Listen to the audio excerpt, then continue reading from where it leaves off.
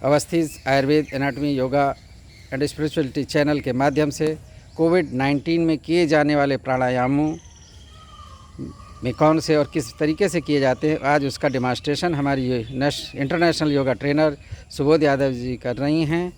तो कोविड-19 की प्रारंभ की अवस्था यानी कि जब तक नहीं हुआ है और जब हो गया है और बाद में भी आफ्टर कोविड ये करे जा सकते हैं। जब बहुत ही ज़्यादा क्रिटिकल कंडीशन हो उसमें ये नहीं करेंगे तो, लेकिन अगर सामान्य स्थिति है और चिकित्सक जब तक परामर्श दे रहे हैं तो चिकित्सक की परामर्श से ही करेंगे, अपने आप नहीं करेंगे। एडवाइस और योगा ट्रेनर से ट्रेनिंग लेकर करेंगे और ये हमारा निर्देश है। अब मैं ट्रेनर सुबोध यादव जी की ओर चल रहा हूँ। तो ये 3 जो है प्राणायाम सुबोध जी बताए जा रहे हैं। अनुलोम विलोम 9 आवृत्ति करेंगे, करके दिखाइए।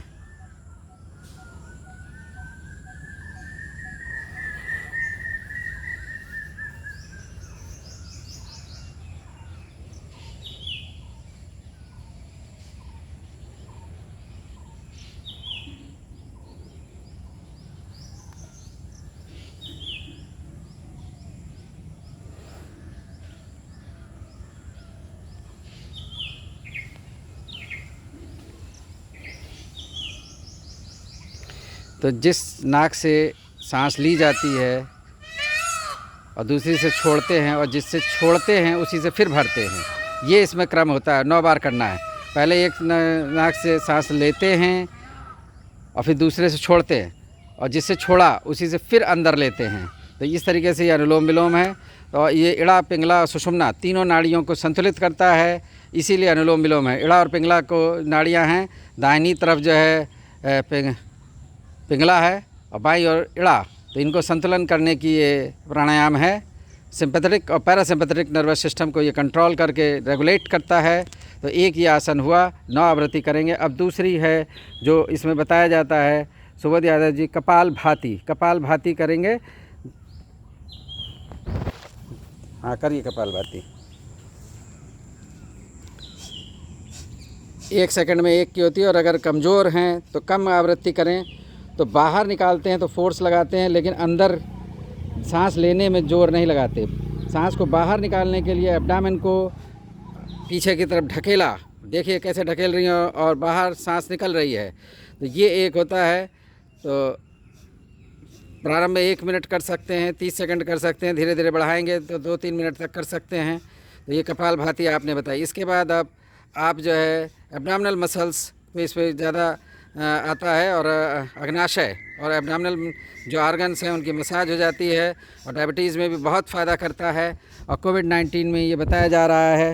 अब आप जो है भ्रामरी प्राणायाम करके दिखाइए।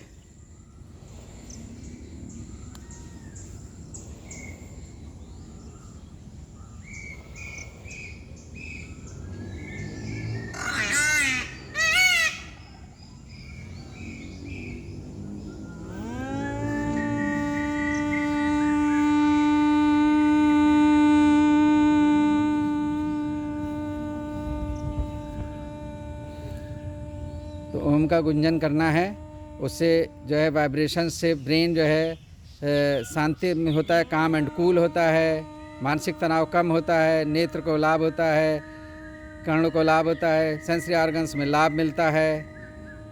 और जो मानसिक तनाव है, मेंटल जो एंग्जाइटी, स्ट्रेस और डिप्रेशन कोविड-19 में क्रिएट होता है, कोविड-19 में उसमें ये लाभकारी है, उसको शांत करता है। तो बहुत ही लाभकारी है, इसको अवश्य करना चाहिए। और लेकिन चिकित्सक या योगा ट्रेनर के परामर्श पे और उससे सीख करके। तो ये तीनों उन्होंने आसन प्राणायाम के बताया, भी आसन इन्होंने नहीं किया है, आसन का अलग हम वीडियो बनाएंगे।